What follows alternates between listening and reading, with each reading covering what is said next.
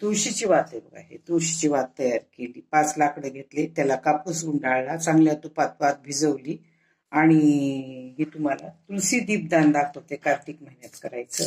तुम्ही महिनाभर जरी केलं तुलसी दीपदान तर चालतंय बरं का. आता हे बघा, हे स्वस्तिक काढलाय खाली, ह्याच्यावर स्वस्तिकची पूजा करायची. आधी मंत्र म्हणायचा, तुम्हाला येईल की मंत्र म्हणायचा.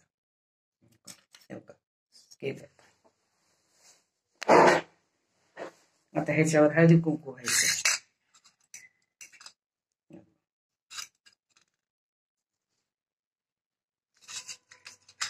तांदूळ व्हायचे. ओला गुळ व्हायचा नाही, ह्याच्यावर आपल्याला साखर व्हायची थोडी वातीला. हे तुम्ही महिनाभर करू शकता, धोंड्याच्या महिन्यात करू शकता, ह्या महिन्यात करू शकता. आता ह्याला ना आपल्याला दीपदान करायचंय. तर मी ह्याला हे आता सगळं व्यवस्थित हे केलेलं आहे. तुम्ही ह्याच्यामध्ये करा, नाही तर आरतीमध्ये करा, पंथीमध्ये करा, कशामध्ये पण केलं तर चालते बरं काही. आता ह्याला मी ना एकदा वात लावून दाखवते. आता हे बघा, तुळशीची वात आहे ना, काशी पेटवली, किती छान पेटली बघा. तुम्ही वाळलेले लाकडं असतात ना तुळशीचे, ते सांभाळून ठेवायची आणि त्याची वात करून एरवी सुद्धा तुम्ही होम केला त्याचा तर चलते बरं का. घरात खूप चांगलं असते हे तुलसी दीपदान. इतकं पवित्र असते ना. आपल्याला कोणत्या तीर्थाला वगैरे नाही झालं तर आपण कार्तिक महिन्यात, पूर्ण कार्तिक महिना हे तुलसी दीपदान घरात करायचं बरं का. खूप चांगलं असते. घरात शांतता राहते, रोगराई राहत नाही आणि चांगली असते बरं का. खूप श्रेष्ठ दान आहे तुलसी दीपदान. ह्याचं तुम्हाला दीपदान नाही करणं झालं तर तुम्ही घरी एखादी छोटीशी गोरी पेटून त्याच्यावर रोज होम जरी केला ह्याच्या काड्याचं तूप टाकून तरी जमते बरं. आता हे काही हे कणी कृष्णदेवाला खूप आवडते.